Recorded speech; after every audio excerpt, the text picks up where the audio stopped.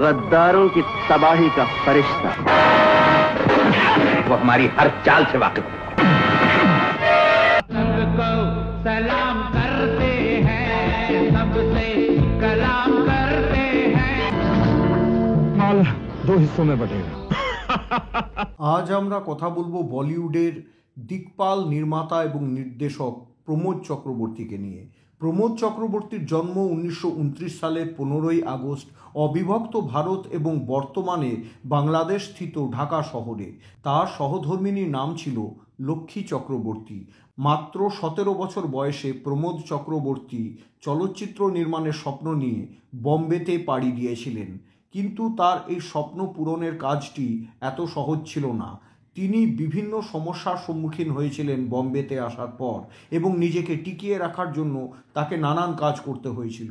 অবশেষে তিনি আরেকজন দিকপাল পরিচালক রাজ খোসলার অধীনে সহকারী পরিচালক হিসেবে কাজ করার সুযোগ পান এবং 1955 সালে মিলান এবং 1956 সালে সিআইডির মতন কালজয়ী দুটো ছবিতে তিনি রাজ খোসলাকে অ্যাসিস্ট করেন।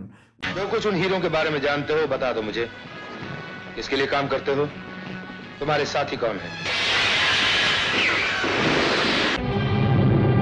आप शाही खजाने वाला लॉकेट हमारे हवाले कर दीजिए। जाने के नक्शे के लिए मेरी जबान कभी नहीं खुलेगी लाखन।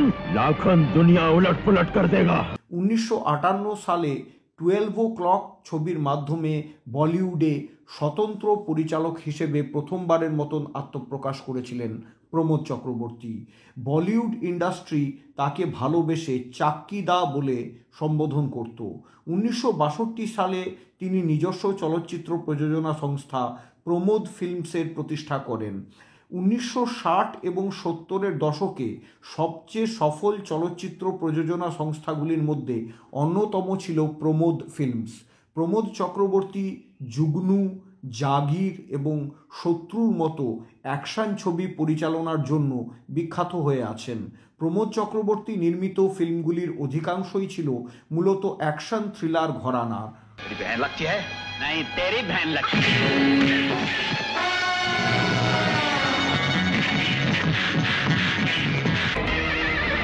शाही खजाने के असली अख्तर हम हैं। और कुछ बोले तो गोली से मार दूंगी। इस बक्से को खोलने का मंत्र सिर्फ हमारे हाथों में है। ये पार्टी उनकी जिंदगी की आखिरी पार्टी होनी चाहिए। তবে উনি জিদ্দি, লাভ ইন টোকিও এবং তুমসে আচ্ছা কন হ্যায়ের মতন কিছু সফল রোমান্টিক ছবিও নির্মাণ করেছিলেন। আবার অন্যদিকে গুরু দত্ত এবং জনি ওয়াকারের সাথে 12 o'clock'ের মতো সাসপেন্স ফিল্ম এবং মধুবালা আর প্রদীপ কুমারকে জুটি করে পাসপোর্টের মতন ক্রাইম থ্রিলার মুভিও পরিচালনা করেছিলেন। প্রমোদ চক্রবর্তীর সবচেয়ে প্রিয় এবং পছন্দের অভিনেতার নাম ছিল ধর্মেন্দ্র। ধর্মেন্দ্রকে নায়ক করে প্রমোদ চক্রবর্তী বলিউডে 1 থেকে 1 সুপারহিট ফিল্ম নির্মাণ করেছিলেন। आजकल दुनिया में 2 ही तो चालाक आदमी, वेस्ट में जेम्स बॉन्ड और ईस्ट में। ये खजाना तू नहीं ले जा सकता लाखन, ये सब प्रजा की संपत्ति है।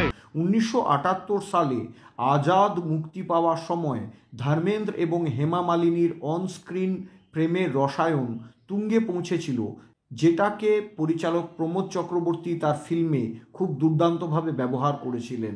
তিনি এর আগে 1971 সালে নয়া জামানা, 1973 সালে জুগনু এবং 1977 সালে ড্রিম গার্লের মতন সফল ছবিতে রোমান্টিক জুটি হিসেবে ধর্মেন্দ্র এবং হেমা মালিনীকে পরিচালনা করেছিলেন। বলিউডের কিংবদন্তি অভিনেতা প্রাণ প্রমোদ চক্রবর্তী পরিচালিত ছবিতে নিয়মিত কাজ করতেন। पूरा एरिया मेरा है, समझे? यहाँ शेर की हुकूमत चलती हो, छोटे मोटे जानवरों का आना जाना मना है। अबे अगर तू शेर है तो मैं पप्पर शेर।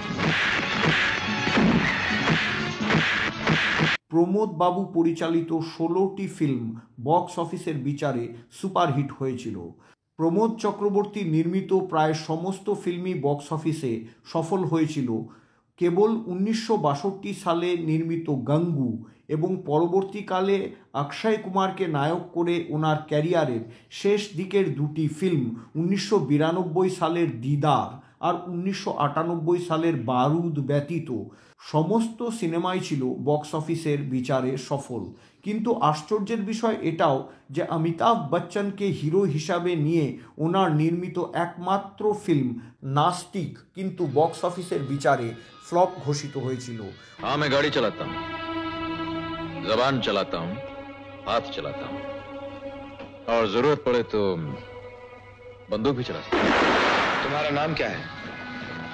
जो आपका नाम है, अंग्रेजी में टाइगर और हिंदुस्तानी में शेर। 1976 সালে প্রমোদ চক্রবর্তী রাজেশ খান্না, পারভিন ববি এবং সোমা আনন্দকে নিয়ে চমৎকার নামের একটি ফিল্মের শুটিং শুরু করেছিলেন, কিন্তু 45% শুটিং শেষ হয়ে যাওয়ার পর অন্যান্য প্রযোজকরা ছবিটি মাঝপথেই বন্ধ করে দেন এবং চমৎকার শেলফড ঘোষিত হয়ে যায়। পরবর্তীকালে এই সিনেমার কাজ আর শুরু হয়নি। এরপরে অবশ্য 1986 সালে বাংলাদেশের নায়িকা শাবানার সাথে ইন্দো বাংলাদেশ কোলাবোরেশনে নির্মিত ফিল্ম শত্রুতে রাজেশ খান্নাকে ডিরেক্ট করার বা পরিচালনার সুযোগ প্রমোদ চক্রবর্তী পেয়েছিলেন। 1992 সালে করিশ্মা কাপুর এবং অক্ষয় কুমারকে দিদার ছবির মাধ্যমে তিনি বলিউডে গুরুত্বপূর্ণ ব্রেক দিয়েছিলেন। অক্ষয় কুমার দীর্ঘদিন ধরে সেই সময় একজন স্ট্রাগলার অভিনেতা হিসেবে বলিউডে পায়ের জমি শক্ত করার লড়াই করছিলেন।